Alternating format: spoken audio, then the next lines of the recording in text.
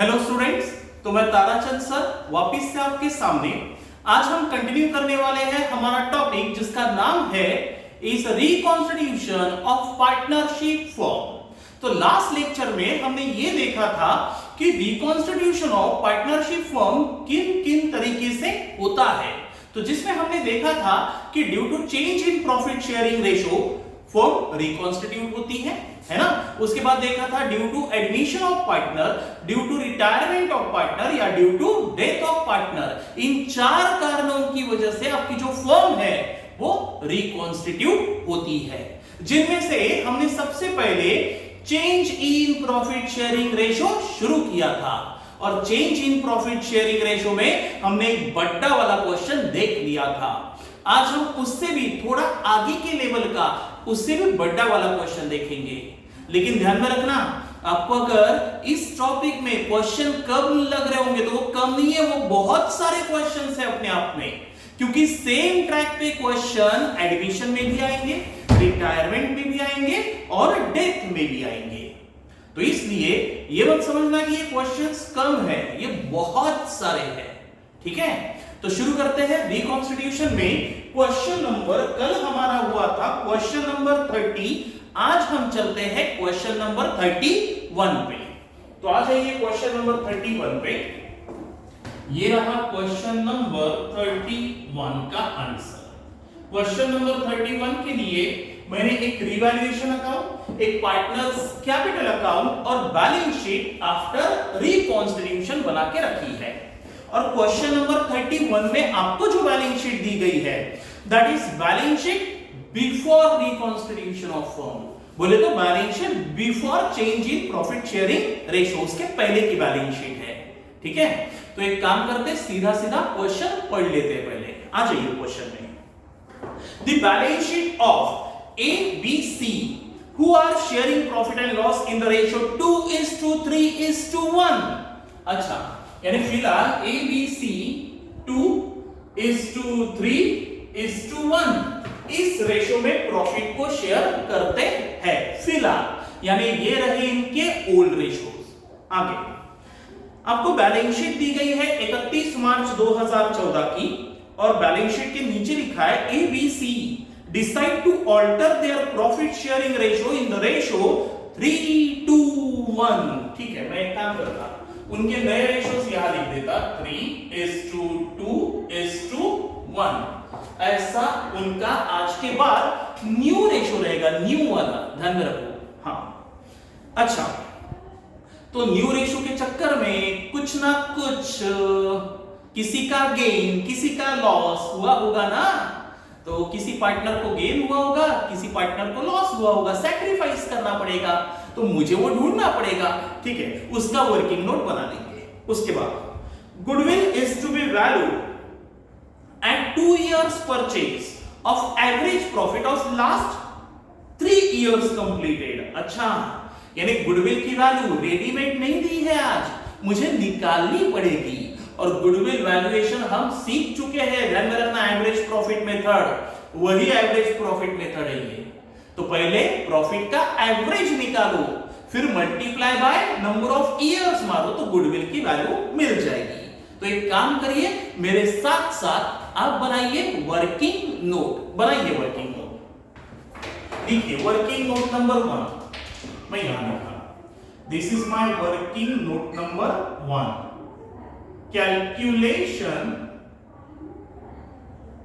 calculation of value of goodwill. This is the calculation of value of goodwill. Step number 1 क्या थी, याद करो, average profit calculation. Average profit निकालने का formula था Ananya, total profit divided by number of year.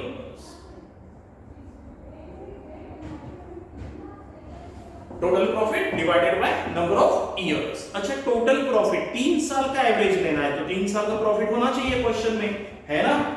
11-12 का profit है 48,000, लिख देता। उसके बाद 12-13 का प्रॉफिट है 93,000, उसके बाद और 13-14 का प्रॉफिट है 1,38,000। तीनों का प्रॉफिट डिवाइडेड बाय 3 इयर्स, तो एवरेज मिलेगा। मैं कैलकुलेट से लेके कर रहा हूं तो फिर कैलकुलेशन मिस्टेक होते हैं और मुझे बताने वाला यहां कोई स्टूडेंट नहीं होता। Plus 93,000 plus 138 divided by 3, 93,000 is your average profit per annum। यानी पवन ऑन एन एवरेज मेरी फर्म 93,000 पर एनम प्रॉफिट कमाई चलेगी, सही है। हाँ, अगर पवन आपको मेरी दुकानदारी खरीदनी है, मेरा बिजनेस खरीदना है, तो यू शुड कॉम्पेंसेट मी। कितना गुना पेमेंट करके? लिखा है 2 इयर्स परचेज, तो उसी बोला जाएगा value of goodwill. Step number 2, value of goodwill is equal to average profit into number of years of purchase, सही है। Average profit 93,000 into number of year of purchase, how many number of years, कितना compensation देगा तू? 2 times, तो 93,000 into 2, 1,86,000 compensation तुझे मेरे को देना पड़ेगा। This is called as value of goodwill। 186 is the value of goodwill, समझ गया? तो ये रहा गुडविल की वैल्यू ढूंढने का वर्किंग नोट नंबर 1। समझ गया सबको? हाँ, तो ये हो गया वर्किंग नोट नंबर 1। अब वर्किंग नोट नंबर 2 बना लेंगे। कैलकुलेशन ऑफ गेनिंग या सैक्रिफाइसिंग रेशो, याद है? क्योंकि प्रॉफिट शेयरिंग रेशो चेंज करने की वजह से किसी को गेन और किसी को सैक्रिफाइस करना पड़ेगा ना, तो कर लेते हैं। This is working note number 2। मेरे पास स्पेस कम है, ध्यान में रखो, आपको भी लिखना पड़ेगा बराबर, सिस्टमैटिक। हाँ, working note number 2, calculation of gaining ratio और सैक्रिफाइसिंग रेशो, सही है। 3 पार्टनर्स है, कौन कौन से? ए, बी और सी। तीनों के ओल्ड रेशोज अब तक के क्या थे? 2, 3, 1 लिख देता है, 2, 3 और 1। अच्छा, 2 out of 6, 3 out of 6, 1 out of 6, और आज के बाद इनके न्यू रेशोज रहेंगे 3 to 1, 3 to 1, यानी 3 out of 3 plus 2, 5 plus 1, 6, 2 out of 6, 1 out of 6। अरे डिनोमिनेटर तो सेम है, एकदम सिंपल हो जाएगा ये काम। चलो, gaining ratio is equal to new वाला रेशो माइनस ओल्ड वाला रेशो। नए में खाने को मिलेगा ज्यादा, पहले मिलता था कम, ठीक है।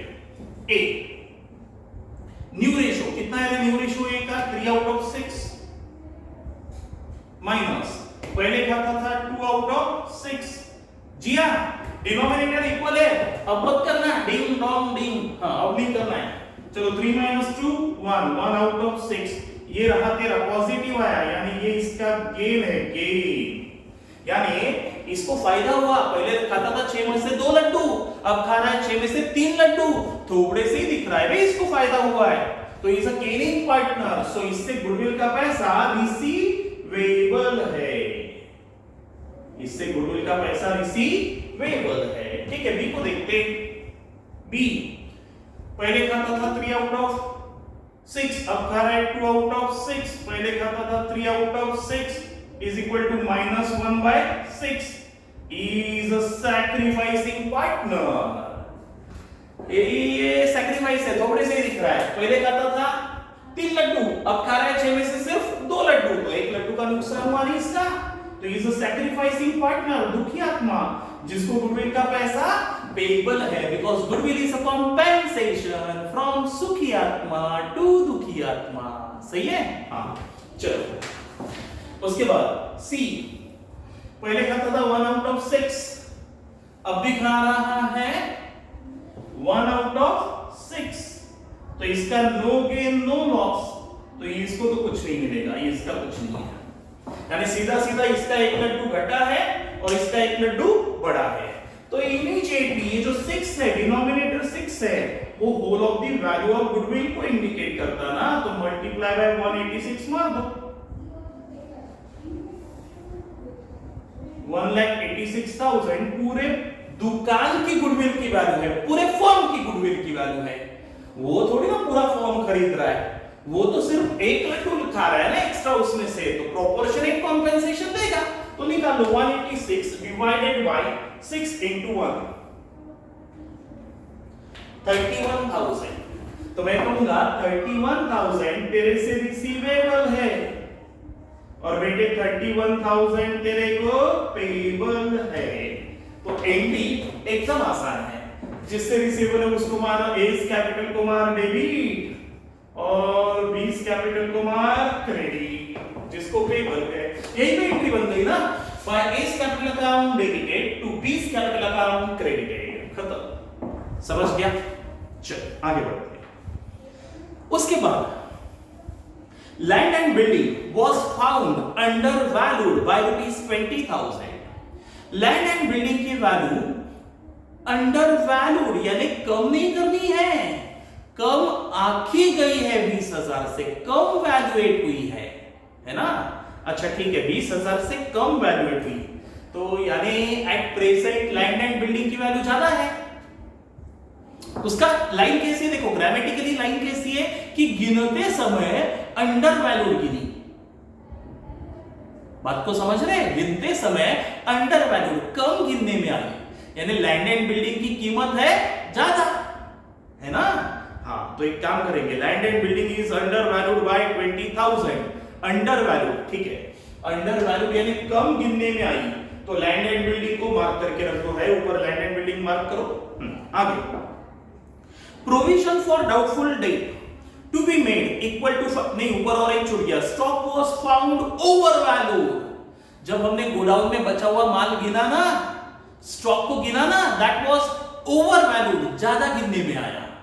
ठीक है, ज्यादा गिनने में आया, तो एक काम करेंगे, ओवर वैल्यूड हुआ, ज्यादा गिनने में आया, तो एक काम करेंगे, स्टॉक को भी मार्क करके रख देते, एडजस्टमेंट है। उसके बाद provision for doubtful debt is to be made equal to 5% of debtors. अच्छा, provision for bad and doubtful debt maintain करनी है, कितना? डेटर्स का 5%, ठीक है। ऑलरेडी पुरानी provision for bad and doubtful date है क्या? ये 11th में हो चुका है। Provision for bad and doubtful date यानी रिजर्व या saving for probable bad debts, जो फ्यूचर में हो सकते हैं, उसको झेलने के लिए हम प्रॉफिट सेव करके रखते हैं, और ऑलरेडी सेव किया हुआ है। आप लाइबिलिटी साइड में देखो, प्रोविजन फॉर डाउटफुल डेट्स मिलेगा, मिला, मार्क करो, उसे मार्क करो। उसके बाद claim on amount account of workmen compensation is ₹8,000।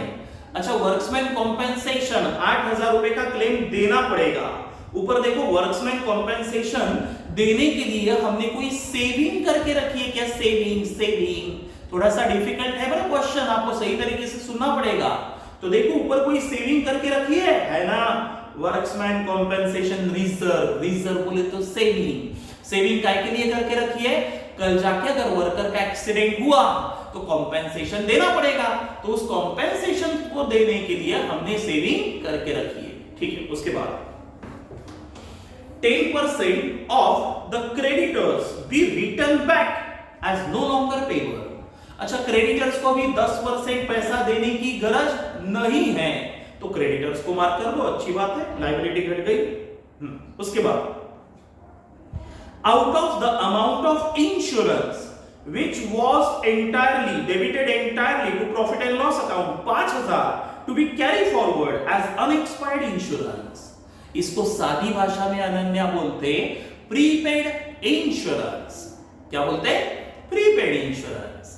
उसका कहना, ये भजन कीर्तन कर रहा है ना, इसका कहना है कि हमने जो इंश्योरेंस P&L को पिछले साल डेबिट मारा था, उसमें से 5,000 रुपयों की सर्विस अभी भी मिलनी बाकी है, तो बोलूं क्या? प्रीपेड इंश्योरेंस है ना। हाँ, तो इसको बाद में अपन कर लेंगे। चलो, सबसे पहले क्वेश्चन सॉल्व करते समय शुरुआत हम कहां से करते हैं? शुरुआत करते हैं असेट साइड से। तो देखो, असेट साइड में एक आज नया आइटम मिलेगा, दैट इज ओल्ड गुडविल। दिख रही है? हाँ, तो आपको गुडविल दिख रही है, और नई गुडविल, ओल्ड गुडविल की की वैल्यू है 12,000 और नई गुडविल की वैल्यू है 186। तो सर पुराने गुडविल का क्या करें? कुछ भी नहीं, पुराने गुडविल को पुराने पार्टनर्स में पुराने रेशो में डिस्ट्रीब्यूट कर दो। स्टैंडर्ड भाषा में बोला जाए तो राइट ऑफ कर दो। क्या बोला मैंने? पुराना गुडविल ओल्ड पार्टनर्स में ओल्ड रेशो में डिस्ट्रीब्यूट कर दो, बांट दो। बोले तो स्टैंडर्ड मेरी भाषा में राइट ऑफ कर दो, राइट ऑफ। ठीक है। अच्छा सर कितनी है गुडविल? 12,000। सर गुडविल डिस्ट्रीब्यूट करने की एंट्री क्या होंगी बताता सुन। सुवर्णा गुडविल को कौन सा बैलेंस है? डेबिट। मैंने कल बताया था आपको कि मैं सीएस फाउंडेशन से एक मस्त तरीका था उल्टा उल्टा करने का, एंट्री पास करने का। कैसे? गुडविल को है डेबिट, अकाउंट क्लोज करना है तो सुवर्णा मैं मारूंगा क्रेडिट। तो गुडविल को है डेबिट, मैं मारूंगा क्रेडिट। मेरे पास स्पेस कम है, मैं इधर लिख देता। ठीक है। गुडविल अकाउंट को है डेबिट बैलेंस, मैं मारूंगा क्रेडिट, जिससे गुडविल अकाउंट हो जाएगा क्लोज। अच्छा गुडविल को मैंने मारा क्रेडिट, कितने का है? 12,000। ये लो। गुडविल को था डेबिट, मैंने मारा क्रेडिट, जिससे गुडविल अकाउंट क्लोज हो गया। आज के बाद नई बैलेंस शीट में दिखने वाला नहीं है। ठीक है। अच्छा गुडविल को था डेबिट, मैंने मारा क्रेडिट, गुडविल अकाउंट क्लोज हो गया। तो सर डिस्ट्रीब्यूट करना है तो डेबिट किसको मारो? पार्टनर्स को, क्योंकि पार्टनर्स में डिस्ट्रीब्यूट करना है ना, तो ए बी सी अकाउंट को मैं मारूंगा डेबिट। अच्छा 12,000 रुपए डिस्ट्रीब्यूट करने हैं ओल्ड रेशो में। ओल्ड रेशो क्या है? 2 3 1 6। 12,000 डिवाइडेड बाय 6, 2,000 रुपए पर पीस। 2,000 इंटू 2 यानी 4,000 रुपए तेरे को। 6,000 रुपए 2,000 इंटू 3, 6,000 तेरे को। 2,000 इंटू 1, 2,000 तेरे को। देख लो हो गया 12,000। तो एंट्री क्या हो गई? A account debited 4,000, B account debited 6,000, C account debited 2,000 and goodwill credited 12,000। समझ गया? अच्छा एंट्री कैसे पास की मैंने? सिंपल तरीका, ध्यान में रखो। गुडविल को था डेबिट, मैंने मारा क्रेडिट और पार्टनर्स को मार दिया डेबिट, जिससे गुडविल क्या हो गया? ओल्ड गुडविल ओल्ड पार्टनर्स में ओल्ड रेशियो में डिस्ट्रीब्यूट हो गया। ठीक है। चलो एंट्री पोस्ट करते हैं। ए बी सी के डेबिट में, ए बी सी के डेबिट में, ए बी सी इनके डेबिट में क्या नाम से पोस्टिंग जाएगी? गुडविल अकाउंट के नाम से। कितने कितने रुपए? 4,000, 6,000, 2,000। सही है। चलो आगे। उसके बाद land and building. Land and building नाम की asset profit sharing ratio change होने के पहले भी थी, अब भी रहेगी। बोले तो 31 मार्च को थी, तो this is balance sheet as on 1st of April. तो 1 अप्रैल 2014 को भी रहेगी ना, तो इस तारीख को भी मैंने लिख दिया। लैंड एंड बिल्डिंग, ये लैंड एंड बिल्डिंग। लेकिन लैंड एंड बिल्डिंग में शायद कोई एडजस्टमेंट हमने मार्क करके रखी है। देखो ना एडजस्टमेंट क्या कहती है। लैंड एंड बिल्डिंग आपको फिलहाल दिखाई पड़ रही है, लैंड एंड बिल्डिंग 2,50,000 की। लिख देता लैंड एंड बिल्डिंग फिलहाल उसकी बुक वैल्यू, उसे क्या बोलते हैं Suvarna? Book value. Book value है 2.5 लाख और वो नीचे बता रहा है कि आपकी जो लैंड एंड बिल्डिंग की वैल्यू आपने वैल्यूएट की, that is under valued, under यानी कम वैल्यूएट की। जब उसकी वैल्यू गिनी ना तो सुवर्णा हमने कम गिन लिया। कितने से कम गिनी? 20,000 रुपयों से कम गिनी। तो क्या कर दूं? ऐड कर दो, क्योंकि एट प्रेजेंट उसकी मार्केट वैल्यू ज्यादा चल रही है ना। और प्रॉफिट शेयरिंग रेशो चेंज करने से पहले देखो मैंने क्या बताया था। प्रॉफिट शेयरिंग रेशो चेंज करने से पहले हमें असेट्स और लायबिलिटीज के वैल्यू दोबारा गिनने पड़ेंगे, उसे मार्केट वैल्यू में लाना पड़ेगा और उसके ऊपर होने वाला प्रॉफिट या लॉस रिवैल्यूएशन अकाउंट के थ्रू रिकॉर्ड करना पड़ेगा। Because revaluation account is a special kind of nominal account जो स्पेशल इवेंट पे खोले जाते हैं।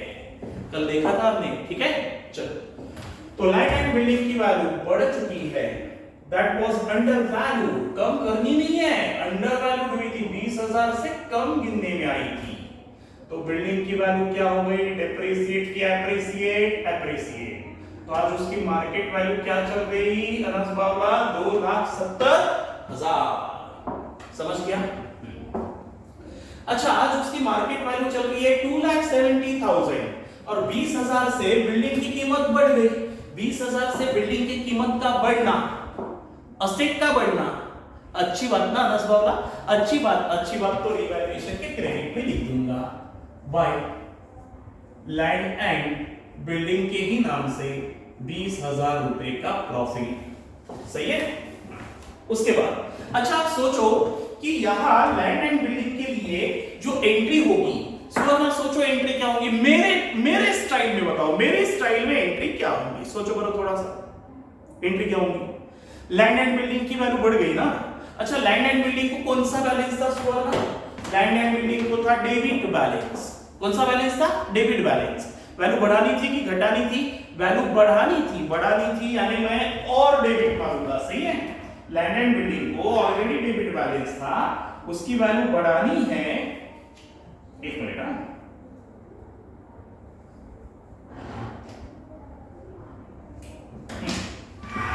लैंड एंड बिल्डिंग को ऑलरेडी डेबिट बैलेंस था, उसकी वैल्यू और बढ़ानी है तो और डेबिट मार।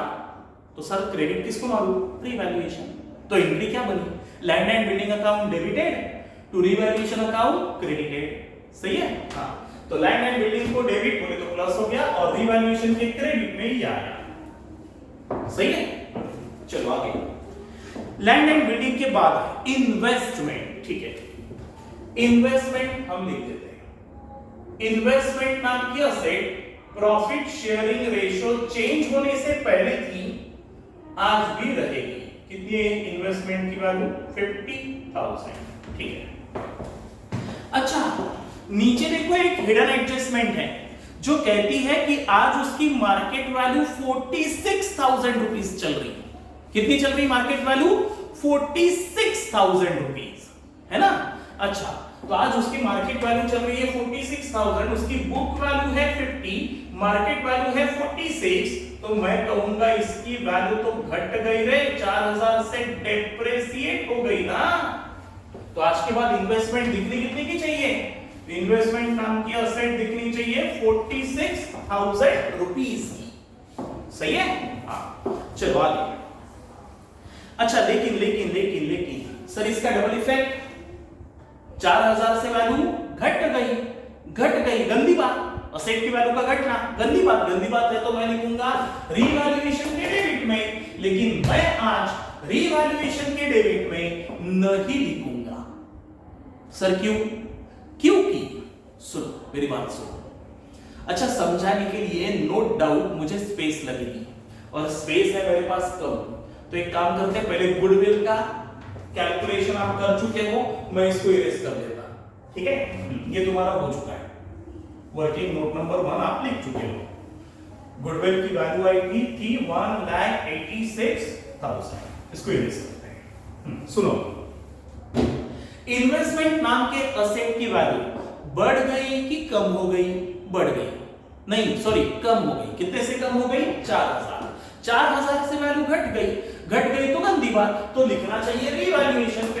लेकिन रिवैल्यूएशन के इनकम के ऊपर बर्डन डालने से पहले इस चोट का, इस खर्चे का, क्या बोला मैंने? इस खर्चे का रिवैल्यूएशन इनकम पे बर्डन डालने से पहले चेक कर लो सुवर्णा कि is there any special saving कि आप ऐसे लॉसेस को झेलो। ऐसे लॉसेस को झेलने के लिए बहुत सारे बिजनेस वाले क्या करते हैं? एक स्पेशल सेविंग जमा करके रखते हैं जिसका नाम है is reserve for investment fluctuation या इन्वेस्टमेंट फ्लक्चुएशन रिजर्व। किस नाम से सेविंग करते हैं? Investment fluctuation reserve. नाम क्या बता रहा है कि कल जाके अगर इन्वेस्टमेंट की वैल्यू कम ज्यादा हुई तो उस लॉस से उभरने के लिए कुछ सेविंग चाहिए ना, तो उस सेविंग का नाम है इन्वेस्टमेंट फ्लक्चुएशन रिजर्व। तो आप देखो क्वेश्चन के लायबिलिटी साइड में उस रिजर्व को हमने मेंटेन किया है, इन्वेस्टमेंट फ्लक्चुएशन रिजर्व। मिला है ना? तो इन्वेस्टमेंट फ्लक्चुएशन रिजर्व नाम की सेविंग हमने करके रखी है, किस लिए? उन लॉसेस को झेलने के लिए, खास करके जो इन्वेस्टमेंट की वैल्यू घटने की वजह से होंगे। तो अभी हुआ है ना, तो ये 4000 का बर्डन मैं रिवैल्यूएशन पे क्यों डालूं? मेरे पास स्पेशल सेविंग है ना यार। अरे सेविंग की ही इसीलिए जाती है कि कल जाके होने वाले प्रोबेबल बैड डेट्स को मैं झेलूं। बैड डेट्स बोलो या इन्वेस्टमेंट की वैल्यू का घटना बोलो या डिस्काउंट को बोलो, ऐसे लॉसेस को झेलने के लिए सेविंग की जाती है। और मेरे पास तो ऑलरेडी डिब्बे में पैसा सेव करके रखा है। सर डिब्बे का नाम क्या है? डिब्बे का नाम है इन्वेस्टमेंट फ्लक्चुएशन रिजर्व।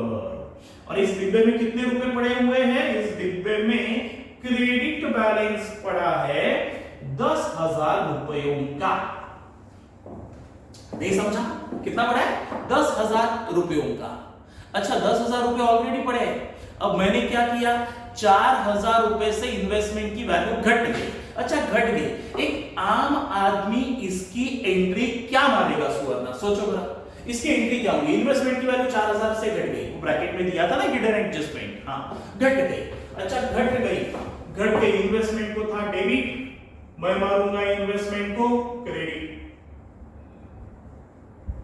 अरे इन्वेस्टमेंट असेट है ना मेरे लिए, तो इन्वेस्टमेंट अकाउंट को था डेबिट बैलेंस, वैल्यू घटाने के लिए मैंने मारा क्रेडिट, तभी तो क्रेडिट मारा तो माइनस हुआ ना यहां से। हाँ और वैल्यू का घटना गंदी बात है, तो मैं मारूंगा डेबिट। किसको? बाय डेप्रिसिएशन या फिर लॉस ऑन इन्वेस्टमेंट अकाउंट को मैंने मारा डेबिट। कितने का रे? 4,000।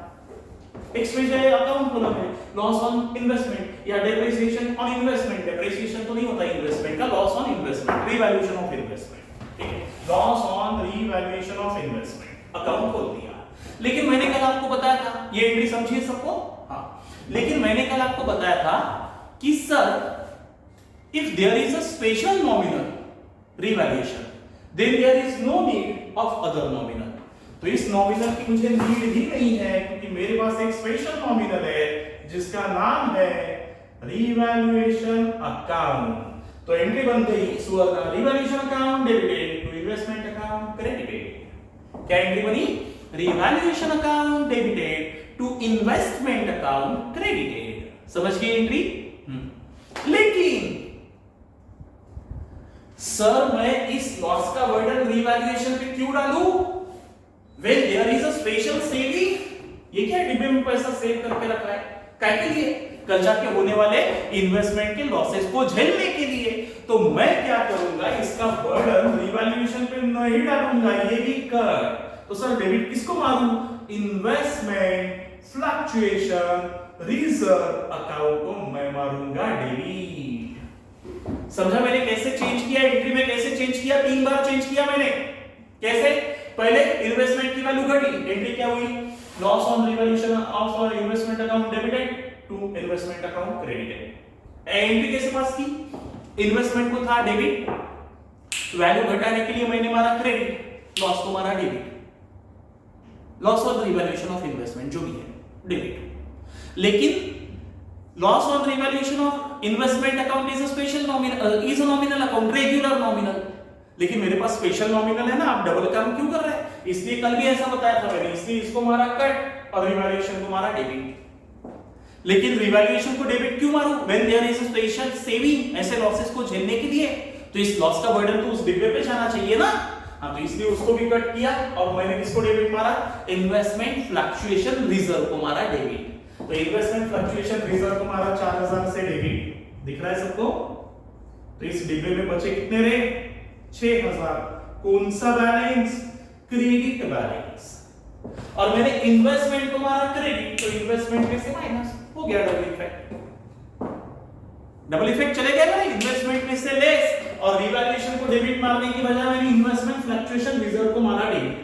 तो अब रिजर्व में बचा कितना? 6,000। रिजर्व बोले तो सेव्ड प्रॉफिट। सेव्ड प्रॉफिट क्या होगा? पार्टनरों में बच जाएगा। समझा? पार्टनर्स में बच जाएगा। चलो तो इसको बाद में बांट लेंगे। अब 6,000 बचे, ध्यान में रखना उसमें। आगे स्टॉक नाम की asset profit sharing ratio change होने से पहले भी थी और प्रॉफिट शेयरिंग रेशो चेंज होने के बाद भी रहेगी। अच्छा इसमें कोई एडजस्टमेंट है क्या चेक कर लो। उसकी बुक वैल्यू है 80,000, नीचे देखो उसकी कोई अलग वैल्यू दी है मार्केट वैल्यू, हाँ stock was found over valued bye 38,000। अच्छा उसका बोलना है जब आपने गोडाउन में बचा हुआ माल गिना ना, दैट इज ओवर, गिन डाला, ज्यादा गिनने में आया, तो सर क्या करेंगे, कम कर दो और क्या। वो ये नहीं बोल रहा कि बढ़ाना है, वो बोल रहा कि बाबा उसको ज्यादा गिनने में आ गया तो कम कर दिया, कम बोले तो डेप्रिसिएट कर दिया। सर कितने से ज्यादा गिनने में आ गया, 38,000, तो सर उसकी आज वैल्यू क्या चल रही, 42,000, सही है, वैल्यू चल रही है 42,000। आगे, अच्छा स्टॉक नाम के असेट की वैल्यू घट गई या नहीं, गंदी बात, तो रिवैल्यूएशन की डेबिट में लिखेंगे स्टॉक के नाम से 38,000। आगे ठीक है, उसके बाद स्टॉक हो गया debtors. Debtors is a customer जिनसे पैसा रिसीवेबल है, पहले भी रिसीवेबल था और अब भी रिसीवेबल रहेगा, तो डेटर्स कितना है, 3 लाख रुपए। कोई एडजस्टमेंट है क्या, देख लो, नहीं है तो आफ्टर कॉलम। आगे बैंक बैलेंस पहले भी था अब भी रहेगा, ना तो किसी को पैसा देना है ना लेना है, एक रात में क्या होने वाला है, तो as it is balance asset में दिखता रहेगा 296, सही है। उसके बाद एडवर्टाइजमेंट सस्पेंस, थोड़ी देर के लिए इसे ना होल्ड करो, मैं समझा के दूंगा, ठीक है, थोड़ी देर के लिए होल्ड करो। आगे लायबिलिटी साइड में देखो, एबीसी का कैपिटल लिख देना, capital account has a credit balance, तो लिखूंगा बैलेंस ब्रॉट डाउन के नाम से। अच्छा ए का कितना कैपिटल लग चुका है धंधे में, 1 लाख रुपए, बी का कितना लग चुका है धंधे में, 2 लाख रुपए, और सी का लग चुका है 3 लाख रुपए लगा है, ठीक है। चलो आगे, वर्क्समैन कॉम्पेंसेशन रिजर्व।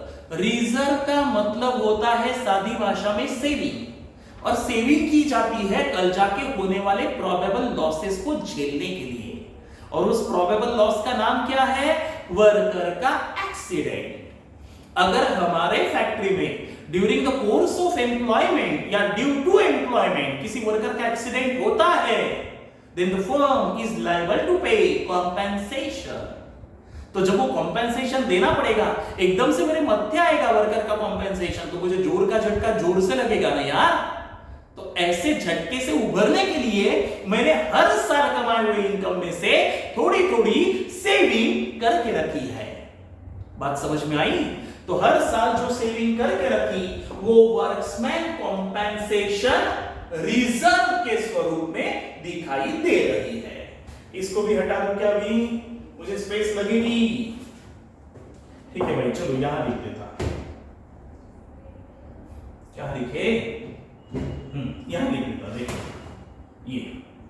ये रहा वर्क्समैन कॉम्पेंसेशन रिजर्व का डिब्बा, वर्क्समैन कॉम्पेंसेशन रिजर्व। इसमें कितना क्रेडिट बैलेंस पड़ा है, 20,000 रुपयों का क्रेडिट बैलेंस पड़ा है। सर इस डिब्बे में सेविंग पैसे बचा के काय के लिए रखे, कल जाके वर्कर का एक्सीडेंट हुआ तो उनको कॉम्पेंसेशन देने के लिए मैंने सेविंग क्रिएट करके रखी है। सर ऐसी किन किन नामों से सेविंग होती है, बहुत सारे नामों से। पहले एक काम करते हैं, तो ये स्पेस मुझे चाहिए, इसकी पोस्टिंग करके रखते हैं। ए कैपिटल को डेबिट 31,000 से, तो इस कैपिटल के डेबिट में 2 किसके नाम से, 20 कैपिटल के नाम से, 20 कैपिटल के नाम से। ए तेरे से गुडविल का 31,000 रिसीवेबल है, यहां कुछ नहीं, यहां कुछ नहीं। और 20 कैपिटल को क्रेडिट, बी कैपिटल के क्रेडिट में बाय एस कैपिटल के नाम से 20 कैपिटल के क्रेडिट में 31,000, सही है, हो गया। यानी ए को गेन हुआ ना प्रॉफिट शेयरिंग रेशो के चक्कर चक्कर में, तो ए से पैसा लेना है, बी तेरे को देना है, ए से लेना है डेबिट, बी को देना है क्रेडिट। समझ गया? चलो अपने को स्पेस मिल गई।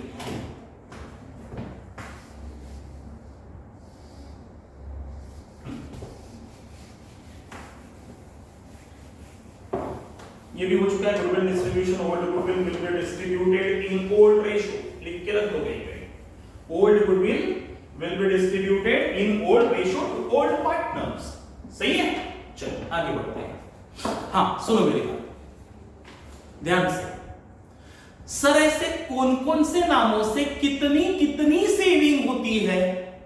तो ऐसे बहुत सारी सेविंग होती है। जैसे पहला सेविंग का नाम है जनरल रिजर्व। इन सारी बातों को बोला जाता है एक्यूमुलेटेड प्रॉफिट। क्या बोलते हैं इसको? Accumulated profit. Sir accumulated profit मैंने बताया था कि नया प्रॉफिट शेयरिंग रेशियो अप्लाई करने से पहले ओल्ड प्रॉफिट ओल्ड रेशियो में बांट लो। तो सर ओल्ड प्रॉफिट होता किस किस नाम से है? एक्यूमुलेटेड यानी जमा किया हुआ प्रॉफिट सबसे पहले दिखेगा प्रॉफिट एंड लॉस अकाउंट के ही नाम से। क्या नाम से दिखेगा? प्रॉफिट एंड लॉस अकाउंट के नाम से। दूसरा सेव्ड प्रॉफिट तुमको मिल सकता है जनरल रिजर्व के नाम से। क्या नाम से? जनरल रिजर्व के नाम से।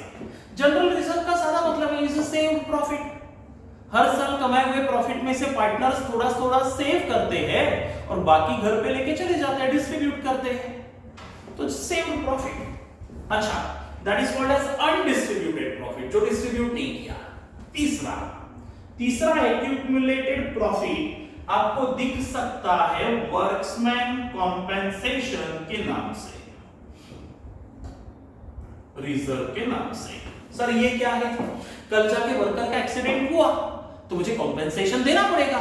ऐसे लॉसेस को झेलने के लिए मैंने हर साल के प्रॉफिट में से थोड़ी थोड़ी सेविंग करके रखी है, that is called as workmen's compensation reserve.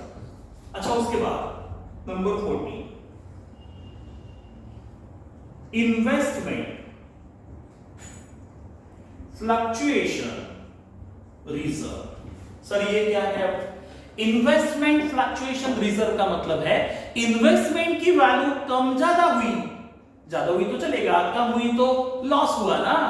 तो ऐसे लॉसेस को झेलने के लिए मैंने सेविंग पॉकेट में करके रखी है, that is called as investment fluctuation reserve. Number 5 कितने हो गए?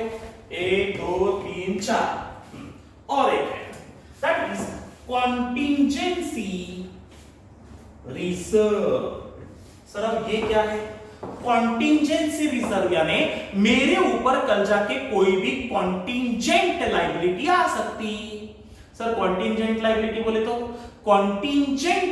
बोले तो जैसे कि वर्कर का एक्सीडेंट हुआ तो कंपनसेशन देना पड़ सकता, और उसके लिए लेबर ने मेरे खिलाफ कोर्ट में केस डाल दी।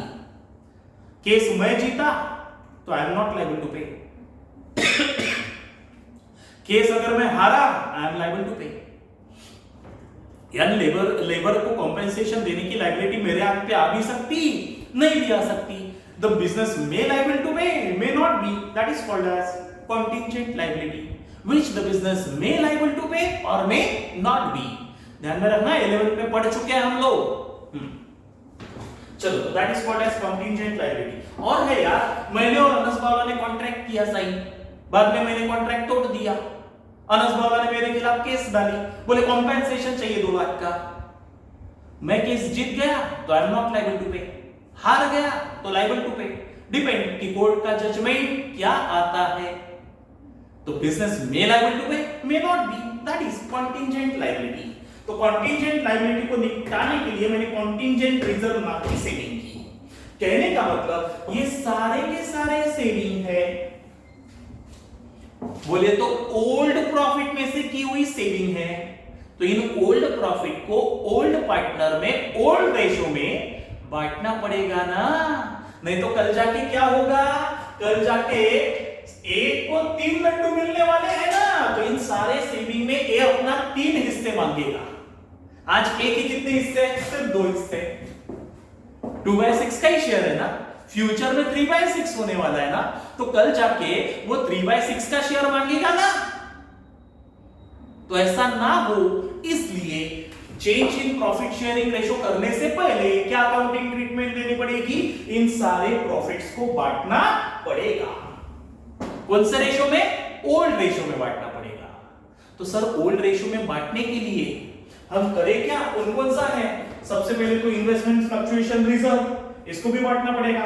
वर्कमैन कॉम्पेंसेशन रिजर्व, वो भी 20,000 पड़ा, इसको भी बांटना पड़ेगा। लेकिन बांटने से पहले खबरदार एक बार चेक कर लो, is there any expenses regarding this saving, क्या इस सेविंग से संबंधित कोई खर्चा है, पहले देख तो लो।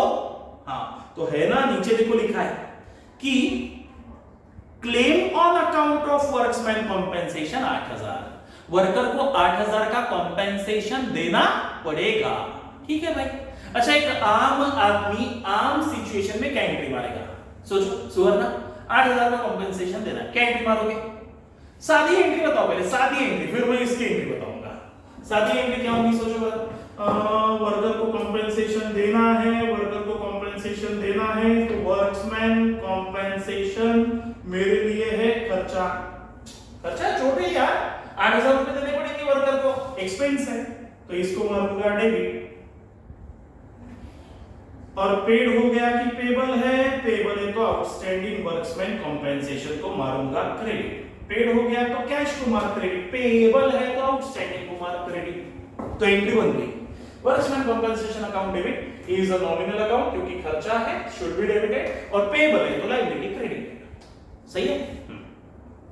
लेकिन मुझे बताओ अब चेंज करेंगे, ये सादी एंट्री थी, अब चेंज करते हैं। अब चेंज क्यों होगा, क्योंकि स्पेशल इवेंट है, प्रॉफिट शेयरिंग रेशो चेंज करवा रहे हैं भाई। हाँ तो स्पेशल इवेंट में स्पेशल नॉमिनल खुल चुका है, दैट इज रीवैल्यूएशन अकाउंट, इसलिए इस नॉमिनल को हटना पड़ेगा और इसके बजाय किसको डेबिट मारना पड़ेगा, रीवैल्यूएशन अकाउंट को मारना पड़ेगा डेबिट। सही है। हाँ लेकिन इस चोट का बर्डन रिवैल्यूएशन इनकम पे डालने से पहले देख लो, is there any special saving, ऐसे लॉसेस को झेलने के लिए है ना, ये क्या है, वर्कमैन कॉम्पेंसेशन रिजर्व में मैंने सेविंग करके रखी है।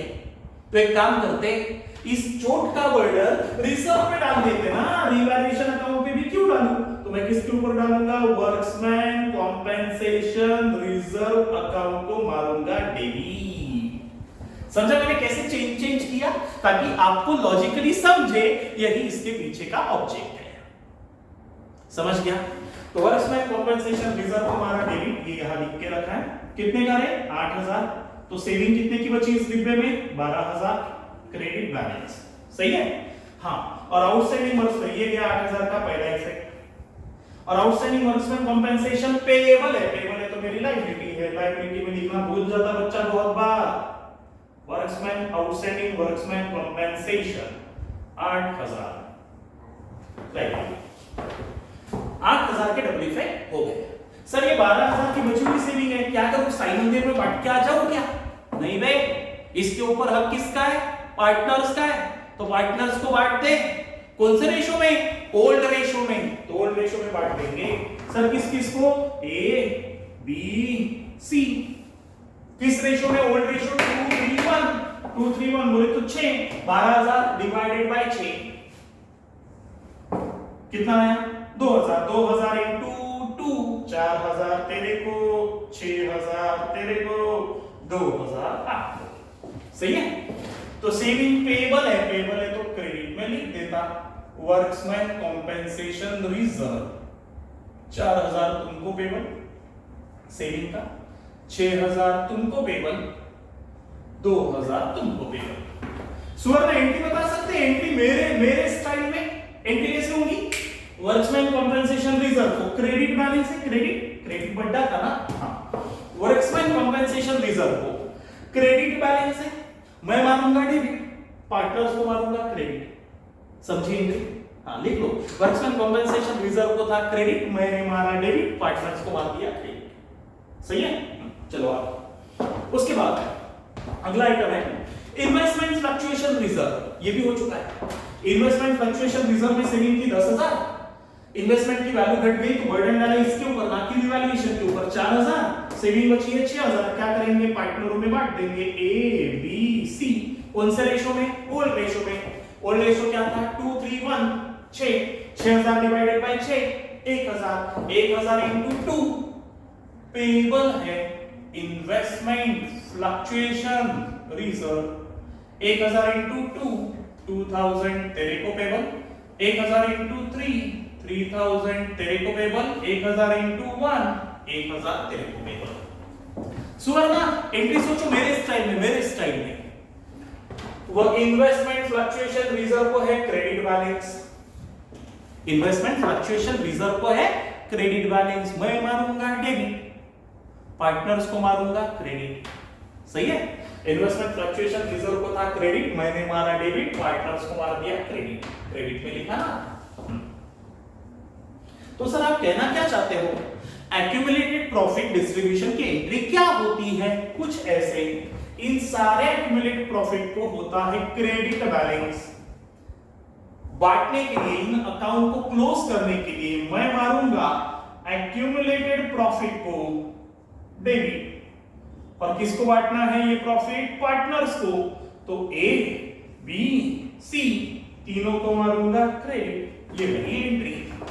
कोई भी एक्यूमुलेटेड प्रॉफिट हो, either PNL, general, workman, compensation, confidence reserve, इन सबको है क्रेडिट बैलेंस, मैं मारूंगा डेबिट, पार्टनर्स को मारूंगा क्रेडिट, क्योंकि उनको पेबल है। समझा? चलो आगे। थोड़ा सा टेंजेंट जाएगा, लेकिन यही सेम क्वेश्चन एडमिशन में भी आएगा, रिटायरमेंट में भी आएगा, पूरा रट्टा हो जाएगा। 101% सेम क्वेश्चन, सेम आंकड़े, थोड़े बहुत चेंज।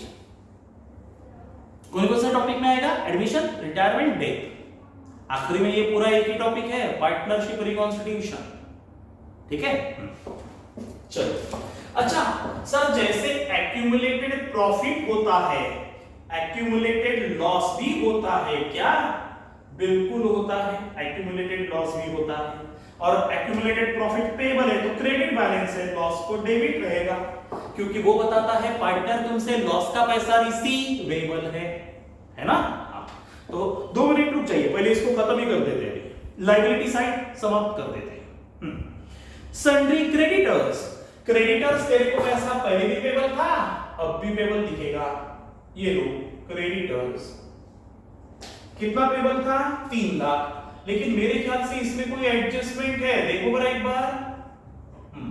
क्या कहती है एडजस्टमेंट? कि क्रेडिटर्स एडजस्टमेंट नंबर देखिए 5। बाकी तो पहले के शुरू के सारे हो गए, फर्स्ट हो गई, सेकंड हो गई, थर्ड हो गई, नहीं थर्ड होने की है, फोर्थ हो गई। फिर चलो, creditors 10% return back, no longer payable को अंडरलाइन करो। अब उनको 10% पैसा देने की गरज नहीं है, तो मैं कहूंगा मेरे को डिस्काउंट मिल गया। 10% मिले तो 30,000 रुपए उनका। तो आज के बाद क्रेडिटर्स को पेबल कितना? 2,70,000। कितना पेबल? 270। सही है। चलो आगे। डबल इफेक्ट, 30,000 का डिस्काउंट दिया कि मिला फर्म को? मिला तो मेरी इनकम है, तो P&L के क्रेडिट में लिखूंगा बाय क्रेडिटर्स के ही नाम से। कितने का डिस्काउंट मिला? 30,000 रुपयों का। सही है। अच्छा सुवर्णा, मेरे स्टाइल में एंट्री मार के देखो कैसे मारेंगे एंट्री। क्रेडिटर्स को कौन सा बैलेंस है? लायबिलिटी को क्रेडिट बैलेंस रहते, तो क्रेडिटर्स को था क्रेडिट बैलेंस। वैल्यू घटानी है घटानी है, तो क्रेडिटर्स को था क्रेडिट, मैं मारूंगा डेबिट, रिवैल्यूएशन को क्रेडिट। सही है। हो गई। चलो आगे। Employees provident fund. अच्छा, employees provident fund sir fund है, रिजर्व है, बांटू क्या पार्टनरों में? नहीं रे भाई, एम्प्लॉइज प्रोविडेंट फंड बोले तो एम्प्लॉइज के बुढ़ापे की लाठी होती है। एम्प्लॉइज प्रोविडेंट फंड बोले तो एम्प्लॉय के बुढ़ापे की लाठी। सर काय की लाठी? क्यों? अरे जब एम्प्लॉय वर्किंग में होता है ना, तो एम्प्लॉय को पेमेंट मिलेगा, सैलरी मिलेगी, लेकिन कब तक के? रिटायरमेंट तक के। रिटायरमेंट के बाद वो बुढ़ापा कैसे निकालेगा? तो उसके लिए उसके सैलरी में से हर महीने थोड़ी थोड़ी सेविंग की जाती है एम्प्लॉइज प्रोविडेंट फंड में। एम्प्लॉय अपने सैलरी में से तो सेविंग करता ही है, एम्प्लॉयर बोले तो फर्म भी उसमें कुछ कंट्रीब्यूशन देता है। तो ये फर्म का नहीं, एम्प्लॉइज का पैसा है बुढ़ापे का, जो रिटायरमेंट के समय उनको देना पड़ेगा। बोले तो मेरे लिए आउटसाइडर लायबिलिटी है, जो कल जाके उनको पेबल है। पेबल है तो मेरी लायबिलिटी है, तो लायबिलिटी में दिखता रहेगा employees provident fund.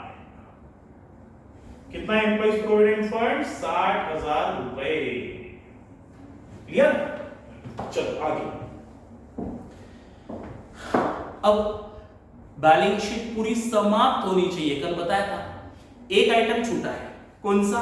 Advertisement suspense. मिला एडवर्टीजमेंट सस्पेंस? हाँ। अब सुन, मेरा क्या चल रहा था कल? हमारा डिस्कशन चल रहा था कि सर जैसे एक्यूमुलेटेड प्रॉफिट होते हैं तो एक्यूमुलेटेड लॉसेस भी होते हैं क्या? बिल्कुल होते हैं। एक्यूमुलेटेड लॉसेस की अगर मैं बात करूं तो एक्यूमुलेटेड लॉसेस आपको दो नाम से मिलेंगे। एक मिलेगा रेगुलर धंधे का लॉस, बिजनेस का loss, that is P&L account which has a debit balance, जो असेट में दिखते रहता। प्रॉफिट है तो लायबिलिटी में दिखेगा क्योंकि पार्टनर्स को पेबल है। P&L का डेबिट बैलेंस है तो रिसीवेबल है, लॉस का बैलेंस है तो असेट में दिखेगा। सही है? हाँ। हम क्या करते हैं? लॉस आए तो, प्रॉफिट आए तो कैपिटल में ऐड करते हैं पार्टनर्स के, लॉस आए तो माइनस करते हैं। तो माइनस करने की बजाय अपोजिट में लिखो ना, असेट साइड में, बात एक ही है। अच्छा, तो ये लॉस भी क्या करना पड़ेगा? प्रॉफिट शेयरिंग रेशो नया वाला अप्लाई करने से पहले पुराने में ये लॉस भी बांटना पड़ेगा। अरे आप एक्यूमुलेटेड प्रॉफिट बांट रहे हो ओल्ड रेशो में, तो एक्यूमुलेटेड लॉस भी झेलो ना फिर ओल्ड रेशो में। सही है? अच्छा, और एक है that is advertisement suspense account. Sir अब ये क्या है? बस ध्यान में रखना अनन्या, आपको 1 2 3 4 5 नाम के ऊपर कोई भी एक्यूमुलेटेड प्रॉफिट का नाम नहीं मिलेगा, रट्टा मार लो। 2 नाम के अलावा कोई भी एक्यूमुलेटेड लॉस के नाम से कोई आइटम नहीं मिलेगा, ये दो ही मिलेंगे। एडवर्टीजमेंट सस्पेंस अकाउंट, सर ये क्या है? इसको समझाने के लिए इसको मिटाना पड़ेगा क्योंकि मुझे स्पेस चाहिए। ये पूरा खत्म हो चुका है, ठीक है? मिटा दें।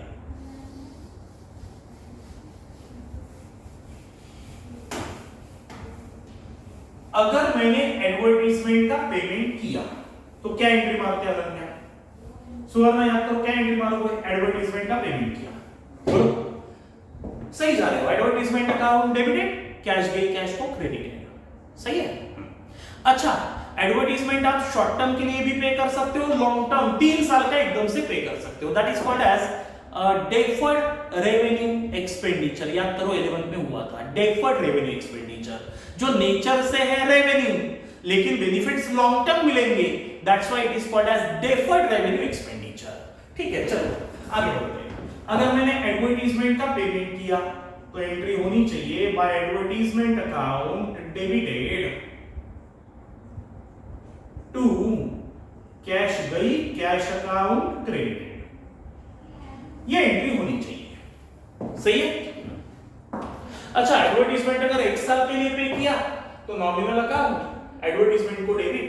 अच्छा, 3 साल के लिए पे किया तो डेफर्ड रेवेन्यू एक्सपेंडिचर, तो benefits are available for long term, that's why is my asset, तो वो असेट में दिखता रहेगा। सही है?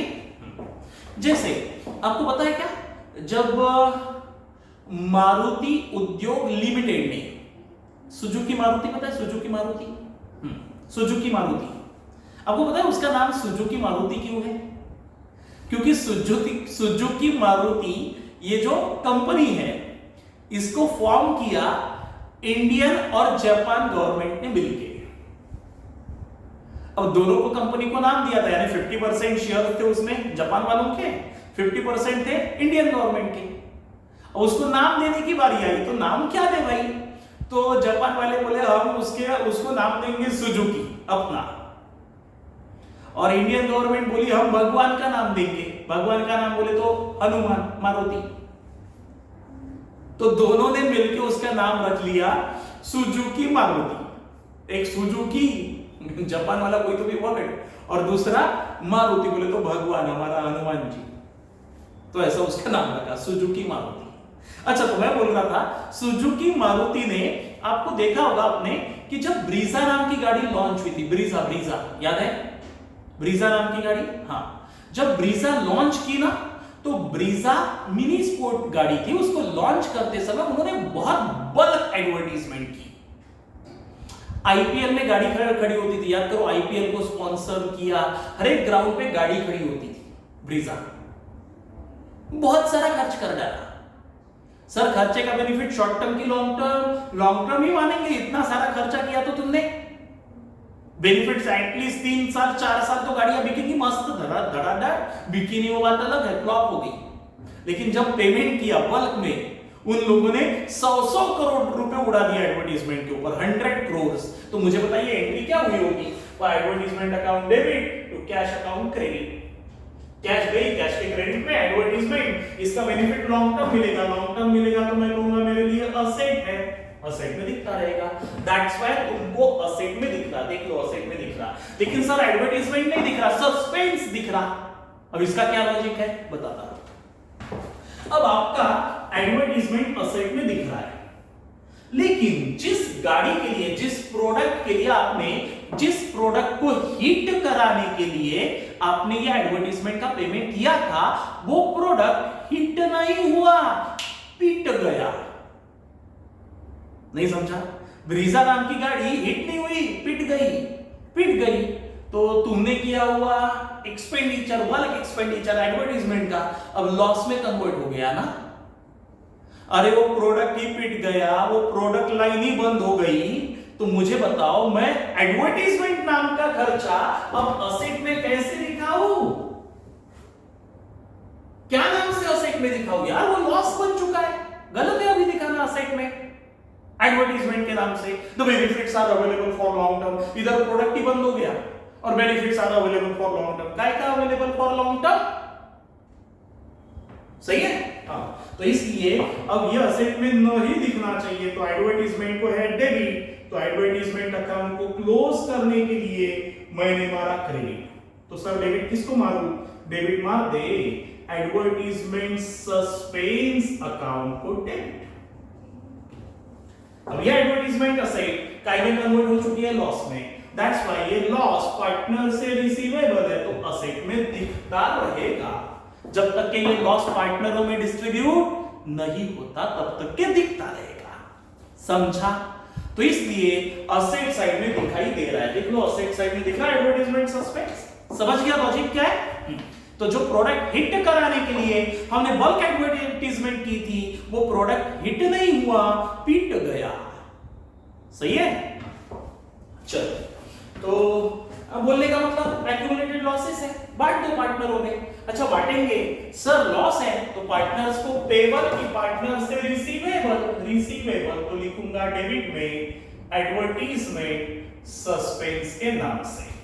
कितने का लॉस है? 12,000 के 6 टुकड़े का, 2,000 का 1 टुकड़ा, 2,000 इंटू 2। ये मत बोलना ये न्यू रेशियोज है, नहीं मिटा ही देता मैं, फालतू कंफ्यूजन होगा। 2,000 इंटू 2 4,000 तेरे से लूंगा लॉस का, 2,000 इंटू 3 6,000 तेरे से लूंगा लॉस का, 2,000 इंटू 1 2,000 तेरे से लूंगा लॉस का। हो गया, समझ गया?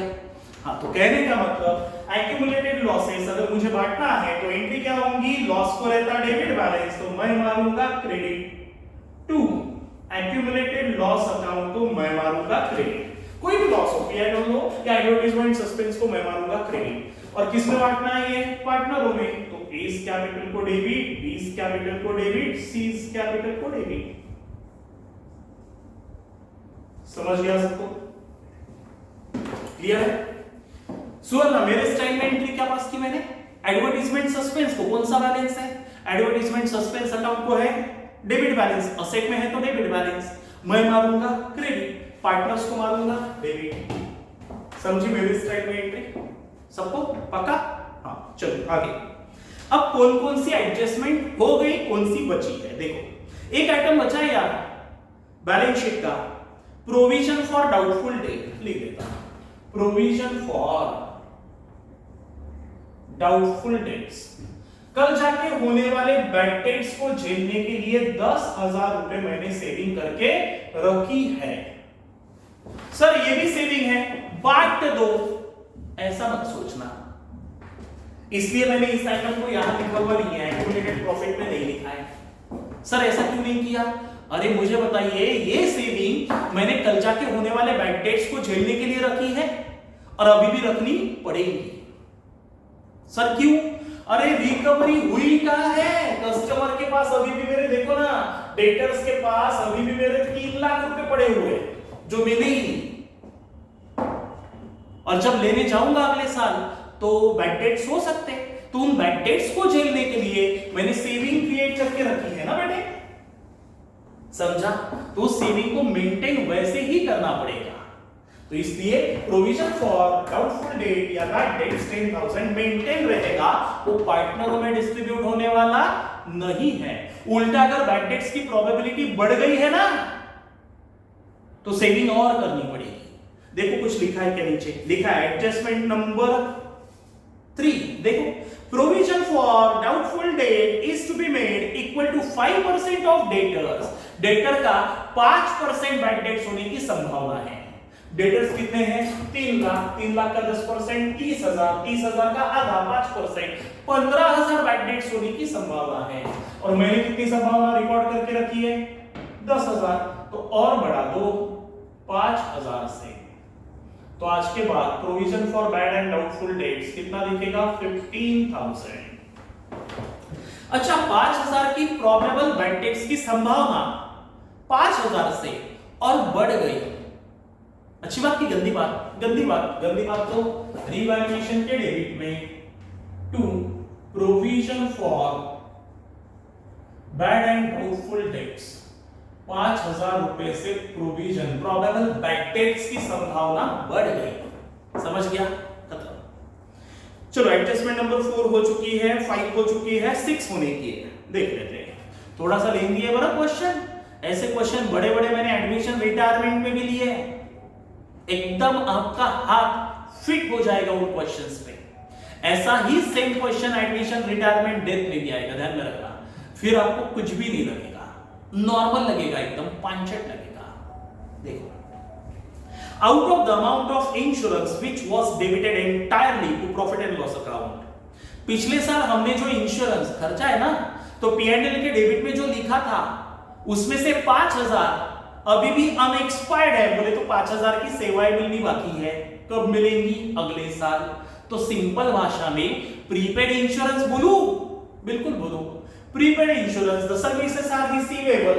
रिसीवेबल है तो मेरी असेट है, तो लिख देता असेट साइड में प्रीपेड इंश्योरेंस के नाम से 5,000 रुपयों की सेवा अभी भी रिसीवेबल है। अच्छा ऐसी असेट पुरानी बैलेंस शीट में थी क्या? नहीं थी।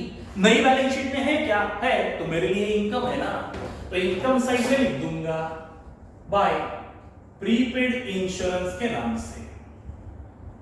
प्रीपेड इंश्योरेंस के नाम से कितने रुपए सर? 5,000। अब जो एकदम जेनियस बच्चे, जेनियस, वो सोच रहे होंगे सर ऐसा क्यों किया? चलो एंट्री वाइज बताता, एकदम लॉजिकली समझा, तो लॉजिकली। अब मुझे बताओ इंश्योरेंस की एंट्री क्या होती है? बताओ इंश्योरेंस पेमेंट की एंट्री क्या होती है? मैंने पिछले साल 15,000 का इंश्योरेंस दिया, क्या एंट्री मारोगे अनन्या? बताओ। इंश्योरेंस का पेमेंट किया, इंश्योरेंस अकाउंट डेबिट, क्योंकि इंश्योरेंस पे करना मेरे लिए खर्चा है। सो insurance account nominal account should be debited. Nominal ना, सपोज 15,000 का पेमेंट किया, फोकनाडी है, यहां कहीं नहीं था, मैंने अपने मन से लिया। और कैश गई, कैश अकाउंट क्रेडिटेड 15,000। सही है? 15,000 का इंश्योरेंस का पेमेंट कर दिया, रिकॉर्ड में दे दिया, इंश्योरेंस टू कैश। अब मेरा बोलना है कि out of 15,000 5,000 spend for next year. Prepaid. अब क्या करोगे बताओ, अब क्या एंट्री करोगे सुवर्ण, अब एंट्री क्या होगी तुम्हारी? तो इंश्योरेंस को 10 का डेबिट जाना चाहिए, 15 का नहीं जाना चाहिए था। तो अनन्या तुम क्या करोगे, इंश्योरेंस को फालतू में ही ज्यादा का डेबिट गया तो इंश्योरेंस को मारोगे 5000 से क्रेडिट। अब आएगा तुम्हारे ध्यान में, इंश्योरेंस को मारेंगे 5000 का क्रेडिट, फालतू में 15 का गया डेबिट, जबकि डेबिट 10 का ही जाना चाहिए था। 5000 की सेवा तो अगले साल मिलेगी, तो 5000 से क्रेडिट। और सर्विसेज, इंश्योरेंस कंपनी तेरे से रिसीवेबल है, तो इंश्योरेंस कंपनी का नाम लिखने की बजाय रिप्रेजेंटेटिव पर्सन अकाउंट खोला, किस नाम से? प्रीपेड इंश्योरेंस अकाउंट के नाम से, डेबिट 5000। सही है? पोस्टिंग करते हैं, प्रीपेड इंश्योरेंस असेट है तो गया असेट में, इंश्योरेंस को credit. Insurance account is a nominal account when there is a special nominal, no need of other nominal, तो यहां लिखूंगा रिवैल्यूएशन अकाउंट को क्रेडिट, इसलिए रिवैल्यूएशन के क्रेडिट। अब समझा बेटे, समझ गए एंट्री? हाँ, तो मैंने उस एंट्री पर से ये एंट्री बनाई, समझ गया? चलो, लेक्चर काफी लेंदी हो रहा है, सारे आइटम्स हो चुके हैं, अब सिर्फ क्लोजिंग बाकी है। प्रॉब्लम बहुत बड़ा वाला प्रॉब्लम था, ठीक है? तो सबसे पहले रिवैल्यूएशन अकाउंट को क्लोज करते हैं। होने वाला बिल्डिंग के असेट की कीमत बढ़ गई, घट गई, होने वाला प्रॉफिट या लॉस पार्टनरों में ओल्ड रेशियो में बांट देते। What is the logic? मैंने कल बताया था क्यों बांटा जाता है, नहीं तो कल जाके बिल्डिंग के बढ़े हुए कीमत पे यूवी का ज्यादा हक बताएंगे ना। हाँ, तो ऐसा ना हो, इसलिए ओल्ड रेशियो में बांट दो। 30 55 55,000, इधर में लिख देता 55,000, 55,000 माइनस एक्सपेंस 38,000 माइनस 5,000, 12,000 आ गया। 12,000 रुपयों का प्रॉफिट, रिवैल्यूएशन को क्रेडिट बैलेंस है तो ये प्रॉफिट ए बी सी में बांट देंगे, ए बी सी। 12,000 का प्रॉफिट ए बी सी में ओल्ड रेशियो में बांटेंगे। ओल्ड रेशियो क्या थे? 2 3 1 डिवाइडेड बाय 6, 2000 का 1 पीस, 2000 into 2, 4000 इसको, 2000 into 3, 6000 into 2000 into 1, 2000 इसको। सही है? ये प्रॉफिट पार्टनर्स को पेबल है, पेबल है तो क्रेडिट में लिखूंगा रिवैल्यूएशन अकाउंट के नाम से। 4000 प्रॉफिट तेरे को पेबल, 6000 का प्रॉफिट तुमको पेबल, 2000 का तेरे को पेबल। सही है? अच्छा सुवर्णा, एंट्री सोचो, एंट्री क्या होगी? एंट्री रिवैल्यूएशन अकाउंट का ये कौन सा बैलेंस है रे? डेबिट में दिख रहा है कौन सा बैलेंस? Credit balance. बचपन से बता चुका हूं, बचपन हो रहा है 11, कॉमर्स का बचपन हो रहा है 11 से बता चुका हूं, जो साइड बड़ी रहती बैलेंस भी उसी का रहता। तो रिवैल्यूएशन को है क्रेडिट बैलेंस, मैं मारूंगा डेबिट, पार्टनर्स को क्रेडिट। समझा? तो पार्टनर्स को क्रेडिट, ये देखो पार्टनर्स के क्रेडिट में लिखा ना। चलो अभी किस किस का कितना लगा हुआ कैपिटल है देखते हैं। सबके निकलेंगे आज के बाद लगे हुए कैपिटल के closing balances. Closing balance, opening balance तो पता है। हाँ, एक तेरा ऑलरेडी धंधे में कितना लगा था? 1 लाख। ऊपर से तेरे को वर्कमैन कॉम्पेंसेशन का 4000 देना है, फिर तेरे को इन्वेस्टमेंट फ्लक्चुएशन रिजर्व सेविंग का 2000 देना है, 1,06,000 प्लस तेरे को 4000 असेट के बढ़े हुए कीमत का रिवैल्यूएशन का देना है, यानी तुझे टेबल है 1,10,000। अच्छा 1,10,000 तुझे पेबल है, तेरे से कुछ रिसीवेबल है क्या? है ना, 4000 गुडविल रेट ऑफ का 4000, 20 कैपिटल। अच्छा तेरा गेन हुआ तो गुडविल का 31,000 यानी 35,000 तेरे से रिसीवेबल, 35 प्लस 4 एक्यूमुलेटेड लॉसेस का रिसीवेबल, तेरे कैपिटल में से काटूंगा ना 4000 लॉस का, एडवर्टाइजमेंट सस्पेंसेस एक्यूमुलेटेड लॉसेस। हां ध्यान में रखना। हां तो 39 माइनस 1 100,000 71,000 आज के बाद तेरा धंधे का कैपिटल दिखेगा। सर 1 लाख से सीधा 71? बिल्कुल, खाया पिया भी तो बहुत है। प्रॉफिट शेयरिंग रेशियो चेंज करने के चक्कर में गेन हुआ है ना उसका, गुडविल का पैसा रिसीवेबल था, कैश में नहीं लाया, तो कैपिटल में से मैंने 31,000 काट लिए, जिसकी वजह से 1 लाख की हो जाए। अभी उसका कैपिटल धंधे में सिर्फ 71,000 ही दिखेगा। समझ गया? अच्छा बी का हिसाब, फिर ऑलरेडी धंधे में 2 लाख लगा था, लिख देता। ऊपर से तेरे को गुडविल का 31,000 पेबल है क्योंकि तेरा लॉस हुआ, 31,000 तेरे को पेबल है, प्लस तेरे को सेव्ड प्रॉफिट का 6 और 3 9 और 6 15,000 पेबल है, सॉरी 2 लाख रुपए प्लस 31,000 प्लस 15,000 यानी 2,46,000 तेरे को पेबल। इधर भी लिख देता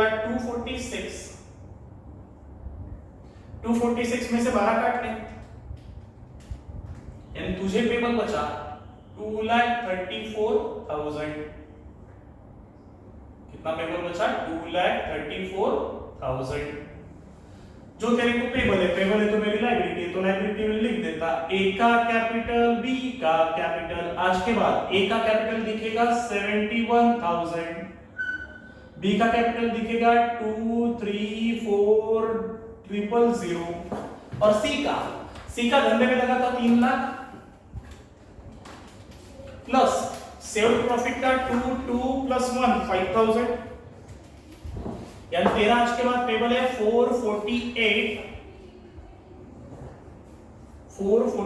नहीं, कुछ तो भी गड़बड़ है, 3,05,000 गड़बड़ हो गया, 3,05,000 तेरे को पेबल है 3,05,000, सही है।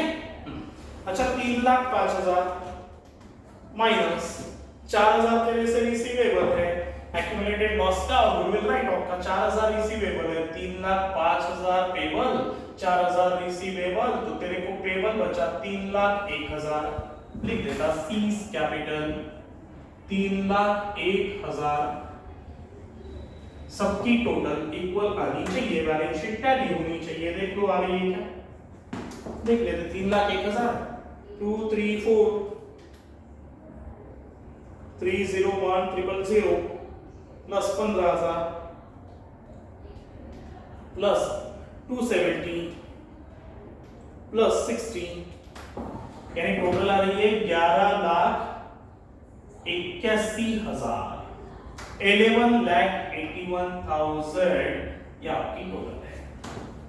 बस यहाँ जाएगी, नहीं आई तो समझ लेना कोई तो भी कैलकुलेशन मिस्टेक होगा, लेकिन लॉजिकली मेरे ख्याल से सबको समझ गया है। ठीक है, अभी एक काम करना पड़ेगा। सुवर्णा, मीत, अनन्या, पवन, युविका, जिया, अनास, सब लोग ध्यान दो।